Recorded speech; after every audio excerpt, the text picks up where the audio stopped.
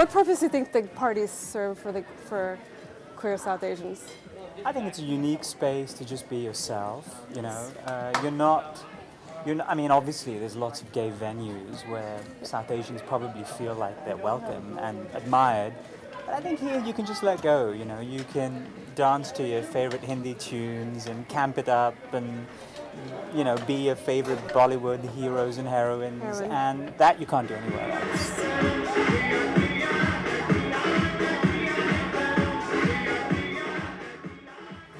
Been doing the Dates Delicious party for 6 years now. We decided to form our own company and throw parties on our own and throw South Asian queer parties in New York. So we just felt like there was a need for a regular event. We also just wanted a safe space for all of us to congregate, have fun, dance, mingle, cruise. A place for them to express themselves, as well as to just be open to their sexuality, meet other boys, meet other girls, you know, get someone's phone number, and hopefully that night.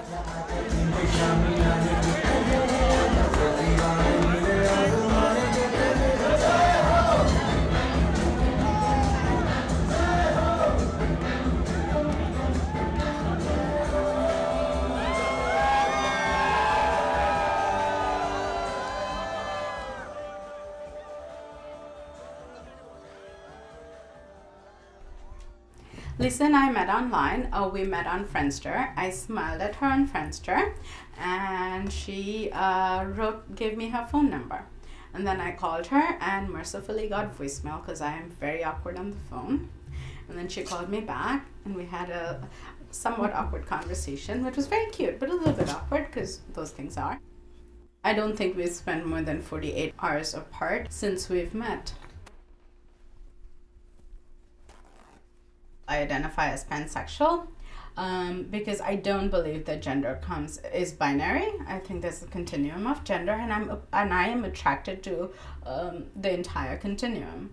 Well, I'm not very attracted to very masculine men, but still, more or less, I have dated across the spectrum of genders. I've dated femme women, butch women, transgendered people, and men. I do think that part of the reason that a lot of South Asians aren't out are because of this sort of collectivist culture, whereas any sort of queer activism involves very sort of an individualistic need and understanding that and being okay being separate from a group. And I think that my parents were divorced in India. That's always sort of made me a little bit different from everybody else around me. I've been very independent and been fine with being away from a group. So it's easier for me to be out and queer identified because I haven't ever felt that my identity hasn't been that dependent on a group identity. I found my friends who are actually from India to be far more tolerant of both my sexuality and my sexual orientation than Indians I have met who were raised in this country.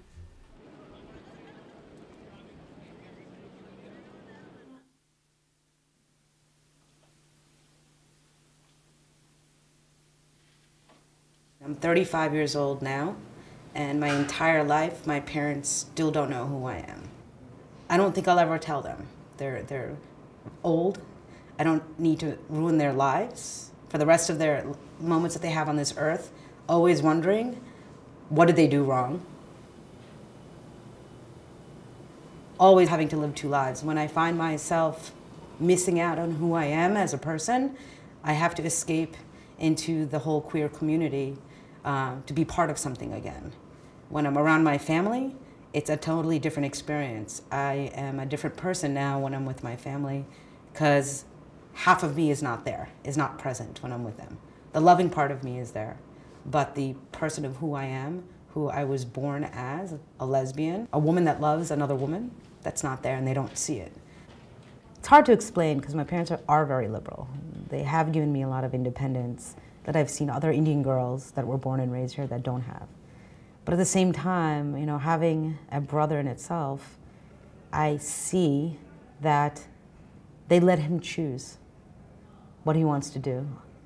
They allow him to make those choices and it's okay, you know? But I had to have a strict rigor, go to temple with my mom, go to these Indian functions all dressed up. My brother never had to go. They gave him a choice. Would you like to come or not? With me, no. Especially being a grown adult, 18 to 25, it was wear this dress, wear this makeup, put this outfit on. You never know which boy you're going to meet there. But with my brother, it was never like that.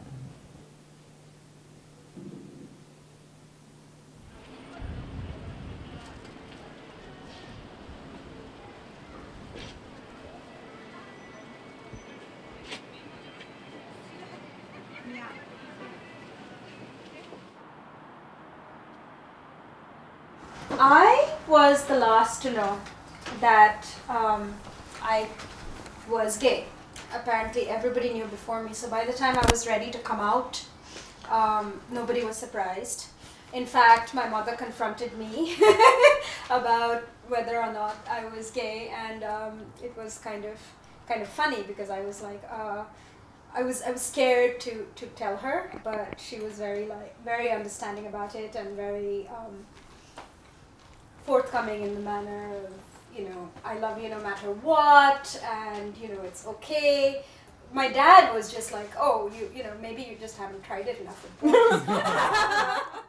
So I came out when I was 18. I told my mother I'm bisexual, and she thought it was a joke. And for some reason, I couldn't impress upon her that it was the truth. And then for years, it didn't really matter because I wasn't dating anyone seriously. And then when I was dating a girl seriously, I had to come out again.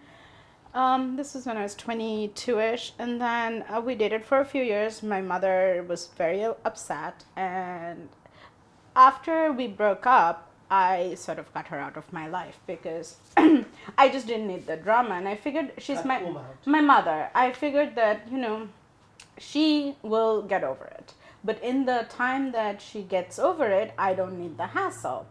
And I'm glad I did, because when she started talking to me again and things normalized, the power dynamics changed in that she knew that I could cut her out and be fine, and she knew that without me she would be quite upset, and she was quite upset. So I'm kind of glad that I did do that.